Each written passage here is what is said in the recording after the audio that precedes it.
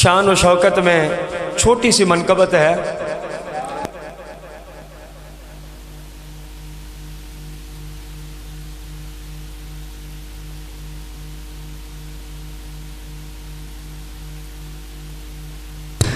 تو اس کی فرمائش ہے، ہم سب الحمدللہ پنجتن پاک صحابہ آل بیت سب کے سچے غلام ہیں. اللہ کے رسول سے سچی محبت رکھنے والا مسلک الحمدللہ اہل سنتی ہے.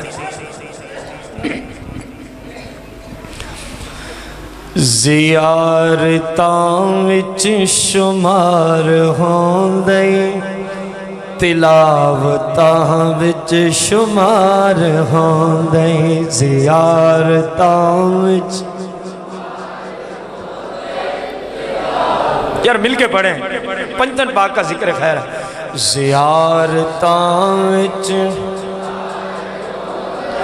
تلاوتاں وچ شمار ہوندے علی دے چہرے، علی دے چہرے گونج علی، علی دے چہرے، علی دے چہرے، علی دے چہرے دی زیارت کرنا عبادتاں وچ شمار ہوندے. علی دے چہرے دی زیارت کرنا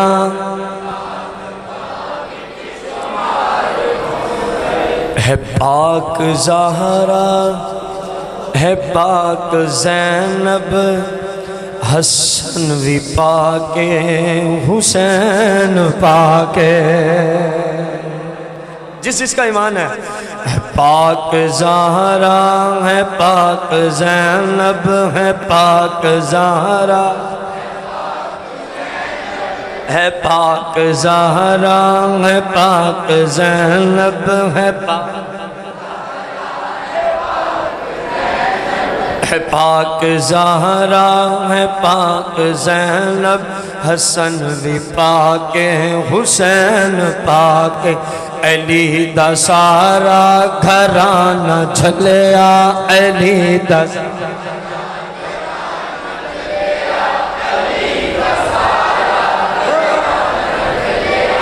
علی دا سارا گھرانہ جھلیا طہارتاں وچ شمار ہوندا. علی دا سارا گھرانہ جھلیا طہارتاں.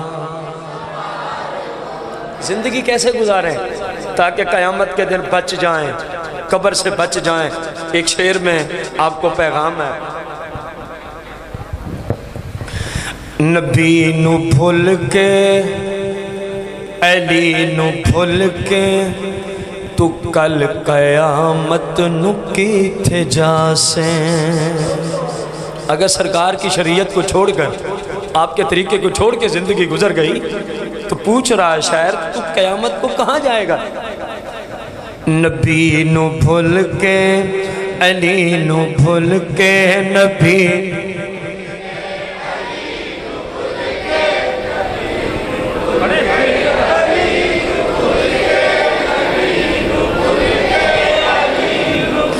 نبی نو بھول کے، علی نو بھول کے، تو کل قیامت نو کیتھے جاسیں.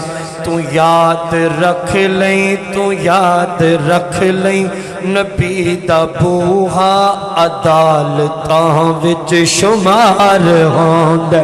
تو یاد رکھ لیں، نبی دا بوہا عدالتاں وچ. لوگ تو حضور صلی اللہ علیہ وسلم کا مماثل اور مثل لکھ چکے ہیں کہ بڑے بھائی جی جیسے ہمارے جیسے ہیں. حضور کے بعد اولین و آخرین میں انبیاء کے بعد جو ہستی پہلے نمبر پہ تشریف فرما ہے، افضل البشر بعد الانبیاء ہوا ابو بکر صدیق رضی اللہ عنہ. ابو بکر صدیق سرکار کے بعد کھڑے ہیں، ان کے بعد فاروق اعظم کھڑے ہیں، ان کے بعد عثمان، ان کے بعد مولا کائنات. حضور کے سارے غلام اونچی شان والے ہیں. ہم صرف ایک غلام کو رکھنے لگے ہیں جن کا ذکر پنجتن پاک میں آتا ہے. نجدیوں سے سوال ہے ان جیسا لے کے آپ پھر کہنا کہ مصطفیٰ ہمارے جیسے ہیں۔ جب ان کے غلاموں جیسا کوئی نہیں ہو سکتا تو مصطفیٰ جیسا کہاں سے کوئی آئے؟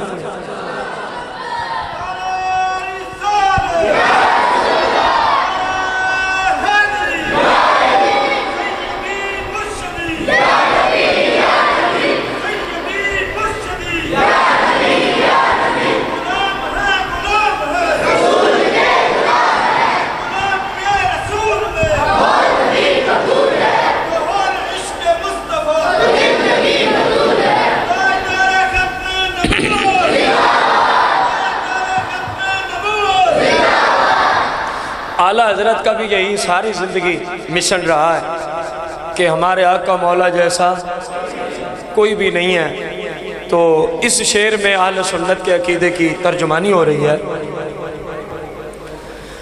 شوہر زہرا داماد احمد تے پدر حسن و حسین لوگو، شوہر زہرا داماد احمد تے پدر حسن و حسین لوگو، علی دا ثانی جہاں تے لبھنا، علی دا ثانی جہاں تے لبھنا، حماقتاں وچ شمار ہوندا، علی دا ثانی جہاں تے لبھنا، حماقتاں وچ